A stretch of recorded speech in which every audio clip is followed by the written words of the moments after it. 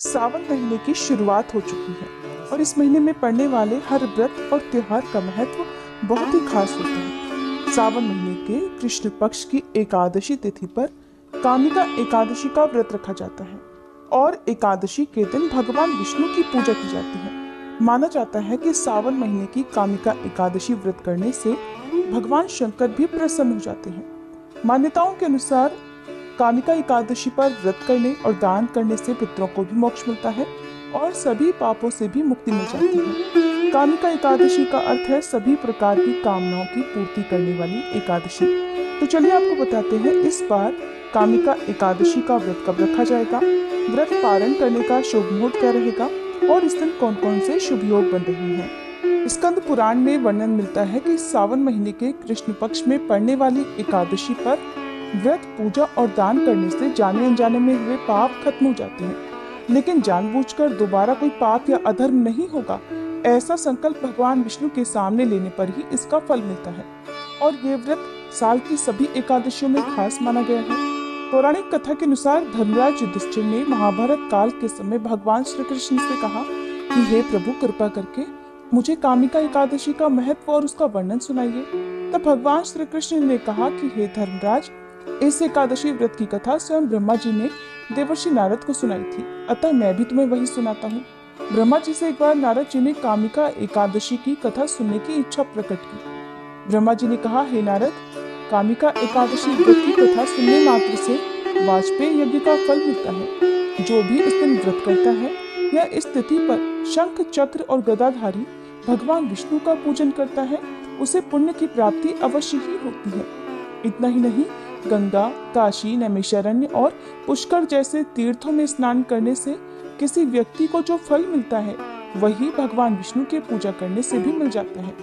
जिन लोगों को पापों से डर लगता हो, ऐसे व्यक्तियों को कामिका एकादशी का व्रत अवश्य करना चाहिए। कामिका एकादशी का व्रत करने वाले भक्तों को कुयोनि में जन्म नहीं लेना पड़ता, ऐसा स्वयं भगवान ने कहा है।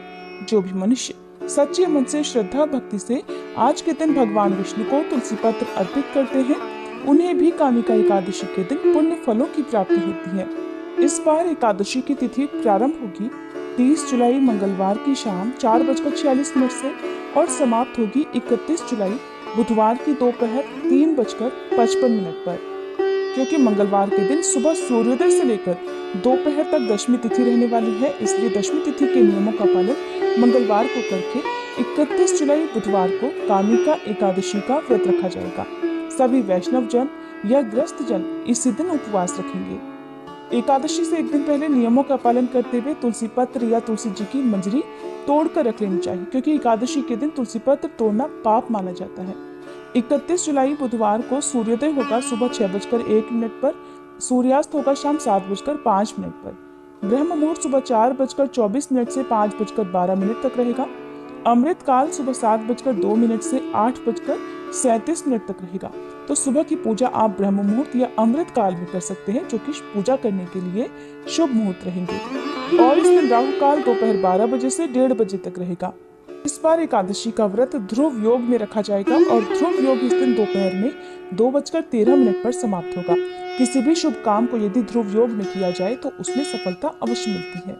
द्वादशी तिथि प्रारंभ होगी 31 जुलाई बुधवार को दोपहर 3:56 से और समाप्त होगी 1 अगस्त गुरुवार की दोपहर 3:39 पर। एकादशी व्रत का पारण अगले दिन द्वादशी तिथि को सूर्योदय के बाद और हरिवासर का समय बीतने के बाद किया जाता है।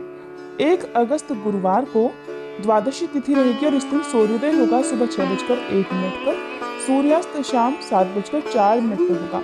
ब्रह्म मुहूर्त सुबह 4:25 से 5:13 तक रहेगा और अभिजीत मुहूर्त दोपहर 12:07 से 12:59 तक रहेगा। इस दिन राहु काल दोपहर 1:30 बजे से 3 बजे तक रहेगा। ध्यान रखें कि जो द्वादशी तिथि में व्रत का पारण करने से पहले आप पूजा करते हैं वो ब्रह्म मुहूर्त में कर सकते हैं, क्योंकि निर्धारित मुहूर्त में आपको स्वयं व्रत का पारण करना होता है। 31 जुलाई बुधवार को रात 9 बजे तक हरिवासर का समय समाप्त हो जाएगा। मान्यताओं के अनुसार यदि हरिवासर के समय भगवान विष्णु के मंत्रों का जाप किया जाए या भगवान का ध्यान किया जाए तो उससे भगवान श्री हरि अत्यंत प्रसन्न हो जाते हैं। व्रत पारण की तिथि और मुहूर्त रहेगा 1 अगस्त गुरुवार को सुबह 6:01 से 9:50 तक। इसी शुभ मुहूर्त में आप एकादशी का उपवास खोल सकते हैं। उपवास खोलने से पहले भगवान विष्णु को फल, मिठाई और या फिर हलवे का भोग लगाएं। शुद्ध सात्विक घी से बने भोजन का भोग आप लगा सकते हैं। तुलसी पत्र साथ में जरूर रखें और उसी को प्रसाद रूप में ग्रहण करके आप व्रत का पारणा कर सकते हैं। इस बार गुरुवार के दिन व्रत का पारणा किया जाएगा।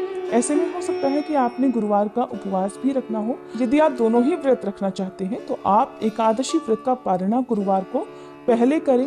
तुलसी पत्र, जल, पंचामृत या केवल फलों के जूस से आपको व्रत का पारणा करना चाहिए और उसके बाद अगले व्रत की पूजा करके आपको दूसरे व्रत के नियमों का पालन प्रारंभ करना चाहिए। ये थी आज की वीडियो। अगर जानकारी अच्छी लगी हो तो वीडियो को लाइक करके इस दिन हमारे चैनल पर कथा भी जरूर सुनिएगा।